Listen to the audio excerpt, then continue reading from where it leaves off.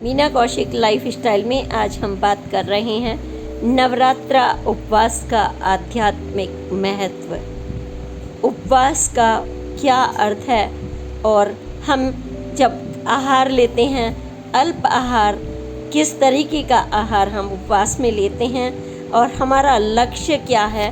पुराणों में, उपनिषद में और गीता में आध्यात्मिक महत्व क्या है, इसका आत्मा से और परमात्मा से कनेक्शन बनता है। मेडिटेशन, दैवीय शक्ति जिसके लिए हम पूजा कर रहे हैं, वह व्रत और उपवास से हमारे अंदर एक आत्मा का, मन का, क्रम का, इंद्रियों का शुद्धिकरण होता है। इसी के साथ हमें आत्मा और परमात्मा से मिलन होता है, कॉस्मिक मिलन, और यही सकारात्मक शक्ति, मनोबल, ऊर्जा शक्ति और हर तरह से हमें सफलता का, माँ का आशीर्वाद मिलता है। इसके लिए हमें तमोगुण से दूर रहकर सात्विक आहार लेना पड़ता है, अल्प आहार, और फिर देखिए आत्मा और परमात्मा का आपस में कनेक्शन बन जाता है। और देवी माता के 9 दिनों के व्रत में हम उन्हीं के गुणों के अनुरूप यह उपवास और व्रत करते हैं और हमारे अंदर एक आती है ऊर्जा शक्ति, यानी आध्यात्मिक शक्ति। मेडिटेशन के साथ हम इंद्रियों पर विजय प्राप्त करके माँ का आशीर्वाद लेते हैं। जानिए पोस्ट में विस्तार से। नमस्कार, मीना कौशिक लाइफ स्टाइल में आपका स्वागत है।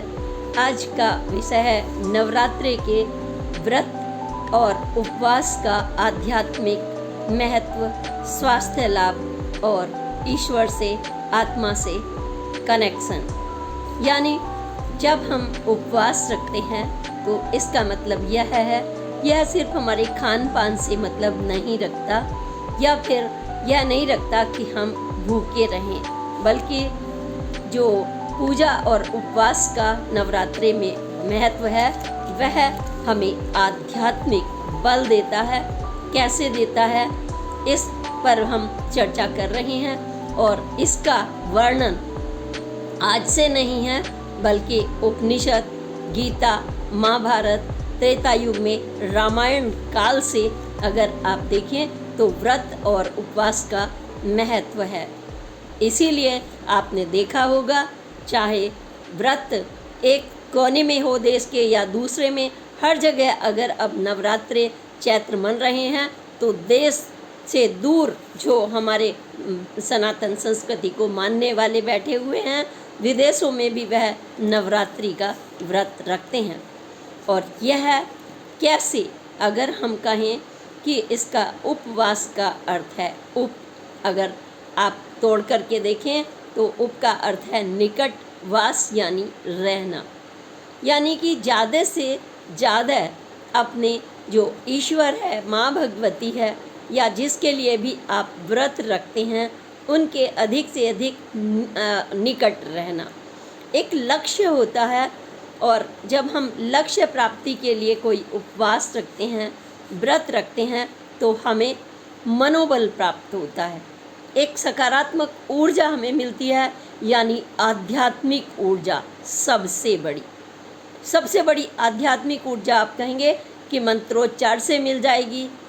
आप यह भी कह सकते हैं कि हम बड़े बड़े पूजा पाठ, कथा, कर्म जो करा दें, कर्मकांड, तमाम चीज़ें बोल सकते हैं। फिर इसमें उपवास का क्या मतलब है? यह तो हमारे शरीर के खाने के लिए है।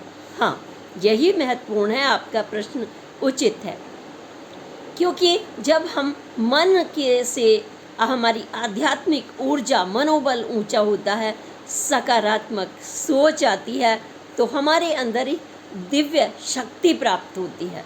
और वह दिव्य शक्ति हमें सबको, खुद को समझने की ताकत देती है। सबसे पहले आत्मिक ज्ञान, मानसिक ज्ञान, हमें खुद को समझने की ज्ञान के साथ साथ जो फिर ईश्वर से, हमारी आत्मा का और ईश्वर से कनेक्शन, क्योंकि जब तक कनेक्शन नहीं होगा, तार नहीं जोड़ेंगे, तो आप अपने मन के लक्ष्य भी कैसे प्राप्त करेंगे। तो कहीं ना कहीं हमें मानसिक शुद्धि और शारीरिक शुद्धि का शरीर से बहुत बड़ा नाता है, क्योंकि हम ईश्वर की संतान हैं, माँ भगवती की हैं, तो मन, क्रम और वचन से, सिर्फ खाने से नहीं, ये शुद्धि करनी पड़ती है, क्योंकि हम जैसा खाते हैं वैसा हमारा मन होता है। जितना आप सात्विक रहते हैं, तमोगुण उतना ही दूर रहते हैं। और जब तमोगुण दूर रहेंगे, ये उपवास सिर्फ खान पान का नहीं है, अभी मैं बता रही हूँ आपको, ये देखने का, सुनने का, बोलने का, आत्मा से और ज्ञान से समझने का भी व्रत होता है। जब हम इंद्रिय अपने को डिसिप्लिन में रखते हैं, अपनी इंद्रियों को, और डिसिप्लिन का मतलब एक कठोर उससे नहीं है कि देखना ही नहीं है, हमें अच्छा देखना, अच्छा सोचना, हमारा वैसा ही मनोविज्ञान प्रभावित होता है। आपने देखा होगा कि बच्चे को भूत की कहानी सुनाओ तो वो डर जाएगा, और आप उसको बंद कोठरी में अंधेरे में रखो और यही सुनाते रहो, उसका कभी आत्मविकास नहीं हो सकता। इसी तरह से जब आपको शुद्ध हवा, शुद्ध खाना, शुद्ध विचार, गुस्सा ना करके अपने आप पर कंट्रोल करना, आंखें देखना, आपराधिक चीज़ें ना देखना, अपराध करना भी नहीं, मन में भावनाएं भी नहीं लाना, सोचना भी नहीं, अच्छे सीरियल्स देखना, अच्छी बातें सुनना, ये हमारा एक व्रत और उपवास होता है। तो हमारी आत्मा पूर्णतः शुद्ध हो जाती है। खान पान के साथ वैचारिक हमारा भी बहुत ज़रूरी है। व्रत रखा हुआ है, ओम नमः कर रहे हैं आप, लेकिन घर में गाली दे रहे हैं, टाइम पर खाना नहीं बना, गुस्सा कर रहे हैं, बर्तन फेंक रहे हैं, एक दूसरे पर नाराज़ हो रहे हैं, कलह कर रहे हैं, मेरा व्रत है, मैंने ये क्यों करूं, वो करूं, नहीं। इसी को तो कहते हैं व्रत का असली महत्व। व्रत का असली महत्व यही है। भगवान शिव ने, भगवान राम ने, देवराज इंद्र ने स्वयं व्रत किया था। आप हैरत में रह जाएंगे कि सृष्टि के रचयिता भी अगर व्रत कर रहे हों किसी लक्ष्य प्राप्ति के लिए, तो हम और आप उनके कण कण की तरह से हैं। तो हमें भी उस शुद्धि की तरफ अवश्य बढ़ना चाहिए, क्योंकि हम सब का लक्ष्य भी अपने परिवार के प्रति उतना ही है, अपने प्रति भी उतना ही है, क्योंकि आप भी सृष्टि के संचालक से कम नहीं, आपके भी बहुत दायित्व हैं। तो देवराज इंद्र ने राक्षस वृत्तासुर को मारने के लिए एक लक्ष्य रखा था, क्योंकि जो भी आपके मन में अगर विकृतियां हो या आपके सामने, तो हमें लक्ष्य बनाना होता है। तो उन्होंने व्रत लिया था। शिव भगवान ने स्वयं त्रिपासुर को मारने के लिए, यानी उसका अंत करने के लिए भगवती माँ का पूजन किया था। भगवान विष्णु जो पालनहार हैं, स्वयं उन्होंने मधु और केटप की बात करें तो उनके लिए दुर्गा पूजा अर्चना की थी। और भगवान राम को जो अमोघ बाण की प्राप्ति हुई, वह भी देवी माँ की कृपा से ही हुई थी। तो यह हमें क्या देता है? आध्यात्मिक ऊर्जा, शारीरिक, मानसिक, वन, क्रम, वचन से हमें मनोबल ऊंचा करके संकल्प शक्ति, शुद्धि आत्मा की, इतना कुछ दे देता है कि सीधे ईश्वर से हमारा कनेक्शन हो जाता है। हम जो चाहते हैं बिना चाहे, बिना मांगे ही आपको मिल जाता है। यह व्रत जो करना होता है ये कठोर नहीं है। अगर आप ढंग से देखें तो यह, अगर आप सामान्य प्रक्रिया समझ के किसी लक्ष्य को करते हैं, जैसे शादी ब्याह में आप कभी नहीं थकते, महीने 2 महीने नहीं, 6 महीने पहले और 1 महीने पहले तो आपको इतना आपके अंदर ऊर्जा होती है, अब ये करना है, अब ये करना है, उसको बुलाना है, मंत्रण देना है, खाना है, कभी नहीं थकते। ठीक आपको ना खाने का ध्यान होता है ना कोई और। इसी तरह से जब हम लक्ष्य प्राप्ति करते हैं तो कठोर शब्द नहीं बल्कि एक खुशी मिलती है, और जब हम खुशी के साथ कार्य करते हैं, ये हमारा व्रत और उपवास सबसे अधिक सफल होता है। इसमें संतुलन बनता है शरीर की शुद्धि का, रसायनों का, जो शरीर के अंदर जठराग्नि है, जो आपने देखा होगा, ये सारे के सारे संतुलन बन जाता है। आप देखेंगे कि हम कुछ खाए जा रहे हैं उल्टा सीधा, और हमने व्रत रख लिया। दैट इज़ नॉट द व्रत। उपवास भी नहीं है कि हमने मात्र अन्न छोड़ा है, लेकिन हम कोटू की पूरियाँ, फिर पकोड़े, फिर फल, फिर जूस सुबह से खाए जा रही हैं, यानी कि आपने और ज़्यादा खा लिया, तो आपकी जठ रागनी जो है मजबूत कैसे होगी। फिर जब आलस्य आएगा, ज़्यादा हमने खा लिया तो लक्ष्य गड़बड़ा जाएगा, गुस्सा आएगा, चिड़चिड़ापन होगा, सो जाएंगे, प्रमाद, कर्म शक्ति क्षीण हो जाएगी, मनोबल टूट जाएगा। तो इसलिए हमें कम आहार, शुद्ध आहार, कम और शुद्ध और समय से, यानी दिन भर खाना है। हाँ, बीमार वगैरह के लिए अलग नियम है, उस पर भी हम चर्चा करते हैं। तो इस समय हमें क्या क्या मिलता है, यह मनोवैज्ञानिक शक्ति देता है, सकारात्मक शक्ति या आध्यात्मिक शक्ति, आत्मा से परमात्मा का मिलन कराना। इसके लिए किसी के आपको भगवा धारण करके संत बनने की ज़रूरत बिल्कुल नहीं है। आप अपने मन क्रम वचन से ग्रस्त रह करके सब कुछ प्राप्त कर सकते हैं। यही आपकी इंद्रियों का सबसे बड़ा परीक्षा होती है कि यहीं पर कुछ करके दिखाओ ना।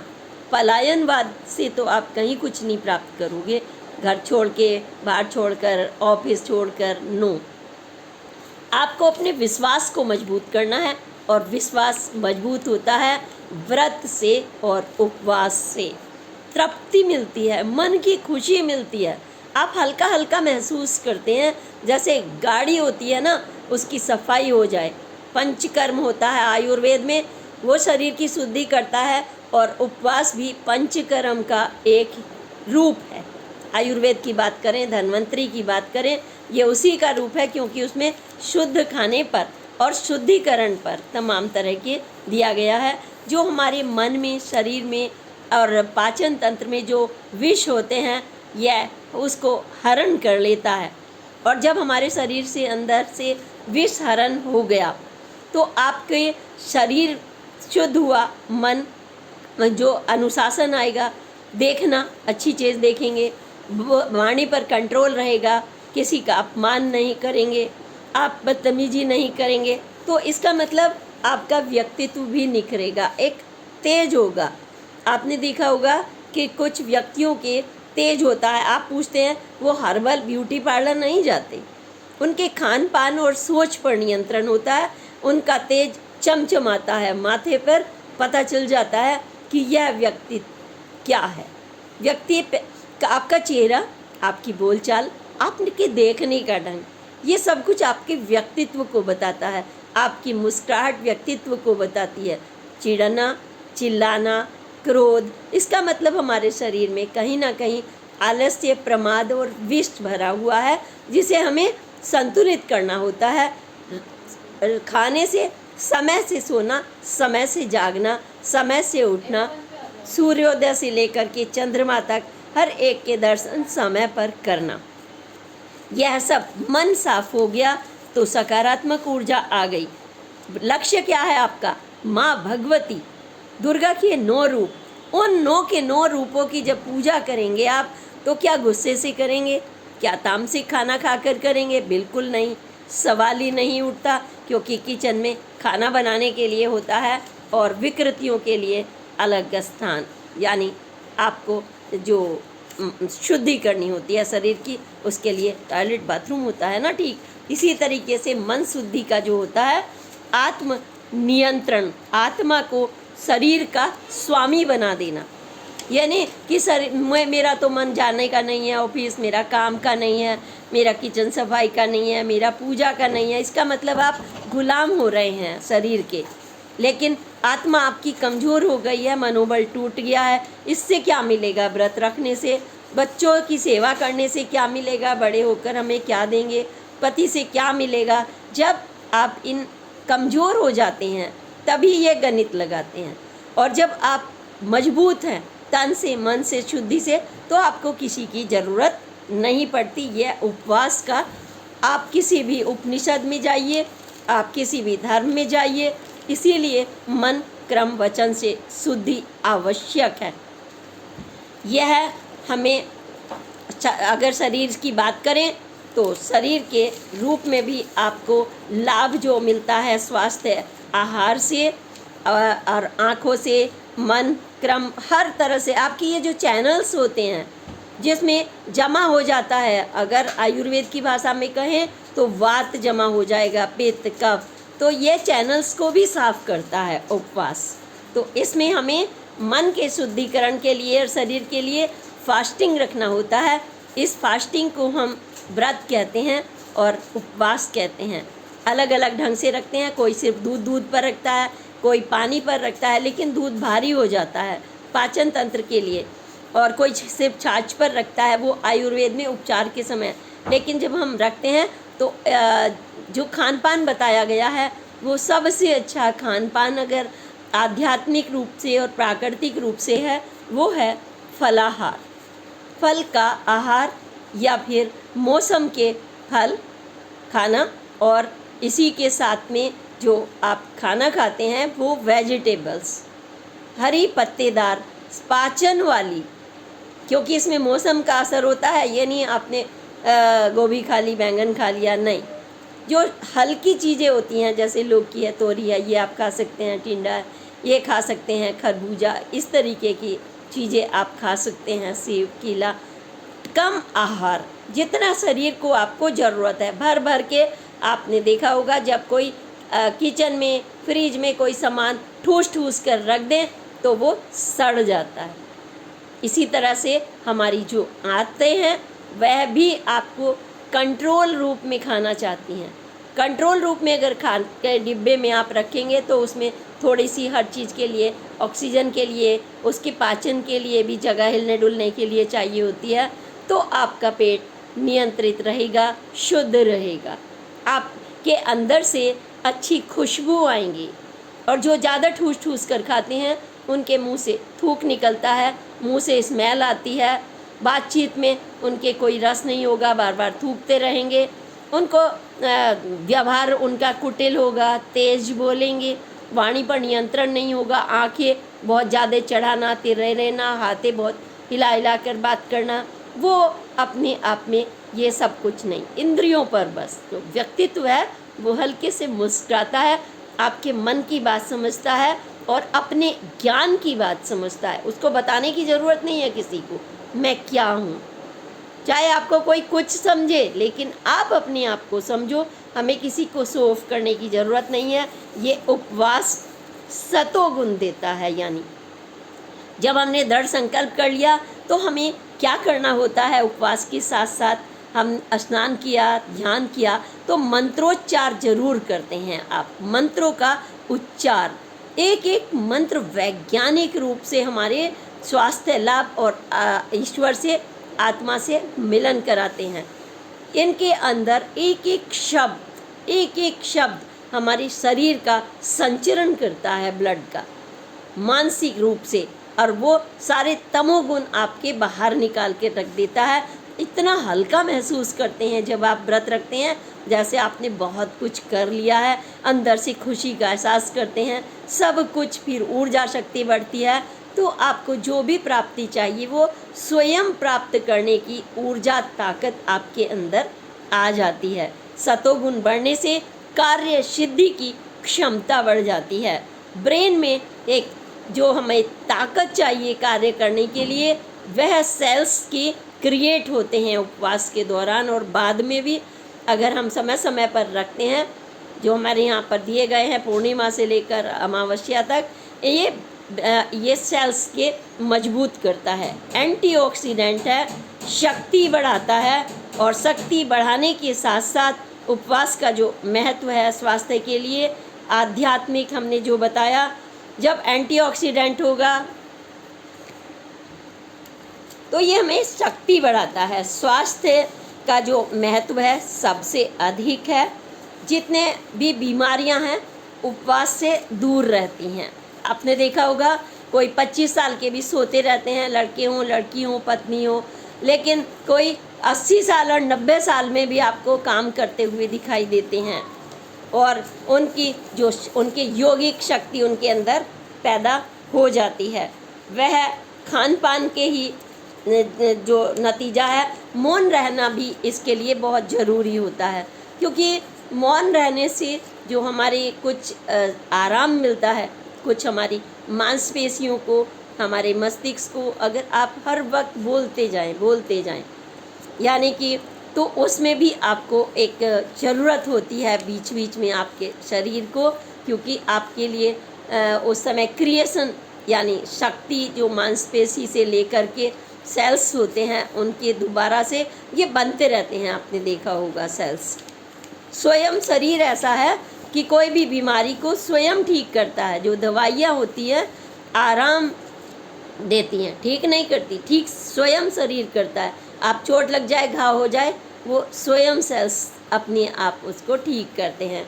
तो हमें उनको मजबूती करने के लिए अपने शरीर को मेडिटेशन अवश्य करना चाहिए, क्योंकि अगर आपने मेडिटेशन किया, आहार पर नियंत्रण रखा, शुद्ध फल फ्रूट खाए, मन क्रम वचन से आप शुद्ध रहे, गुस्सा जिसने किया तो समझो उसका उपवास बेकार।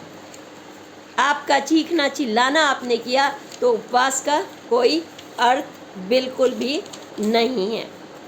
बीमार लोग हैं उनको बचना पड़ता है व्रत से, क्योंकि अगर वो भूखे रहेंगे दिन भर तो उनके शुगर लेवल कम हो, ज़्यादा हो, पानी की कमी आ जाए, कुछ नहीं खाया है घंटों तक, वो गड़बड़ी हो सकती है। आपने ज़्यादा खाया तो गड़बड़ी हो सकती है।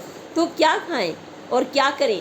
तो सबसे पहले ज़रूरी है मन को शांत रखें, हल्का हल्का भोजन लें, जैसे संतरा, नींबू का पानी भी ले सकते हैं, और साबूदाने की खिचड़ी, हल्का, क्योंकि पेट में थोड़ा बहुत चाहिए आपके ज़रूर। भूखे रहने से भी आपको कमजोरी आ सकती है। सिंगाड़े का बना हुआ कम तेल का पराठा, सब्जी, फल फूल, ड्राई फ्रूट्स आप ले सकते हैं। इसीलिए प्रसाद में माँ देवी के अलग अलग जो 9 रूप है उसमें किसी में श्वेत खाना यानी खीर का, किसी में पंचामृत, ये मन को शीतलता देता है। अलग अलग भोजन का महत्व है, उसी के अनुरूप आप भी उसको ग्रहण करें तो हमें इससे मिलेगी शारीरिक, मानसिक और आध्यात्मिक शक्ति। लाइट वेट खुशी महसूस करेंगे। अब जब शुद्ध खाना खाएंगे तो सलाद खाएं, हल्की हल्की सलाद आपको पानी की पूर्ति भी करती है। आप जूस ले सकते हैं, तरल पदार्थ ले सकते हैं, लेकिन अधिक खाने से, अधिक बोलने से बचें। अच्छा देखें, अच्छा सुने, अच्छा बोलें। आध्यात्मिक माँ के जो भी आपके गीत हों, बात हों, उनकी कहानी हो, आपस में बैठ कर के उसको सुने। ये इसलिए नहीं कि आप भूखे हैं इसलिए सुन रहे हैं, नहीं। आप जब भजन कीर्तन एक हवन होता है तो उसका आपके मन पर बहुत असर पड़ता है। धूप दीप कपूर की बाती के साथ हम पाठ पढ़ते हैं देवी माता का मंत्रोच्चार के साथ में। नारियल का पानी, माँ को नारियल इसीलिए हम चढ़ाते हैं कि यह बहुत ही शरीर के लिए, शुद्धिकरण के लिए महत्व रखता है, लाभकारी है। बीमार अगर कोई है, डायबिटीज़ वाला है, बुजुर्ग हैं, गर्भवती है, कमज़ोर हैं, बच्चे हैं, तो इनको आप यह ना कहें कि उपवास करना ही करना है, क्योंकि उनके लिए फिर नुकसानदायक हो जाता है। उनके लिए सामान्य भोजन डिसिप्लिन के साथ वो होना चाहिए। तामसिक खानों से सभी को दूर रहना है। नवरात्रों में मांस, मदिरा, सिगरेट, तामसिक भोजन नाम तक भी नहीं लेना चाहिए, क्योंकि हमने इसलिए बोला कि लोग कहते हैं कि टूट पड़े उस पर, ऐसी चीज़ों पर।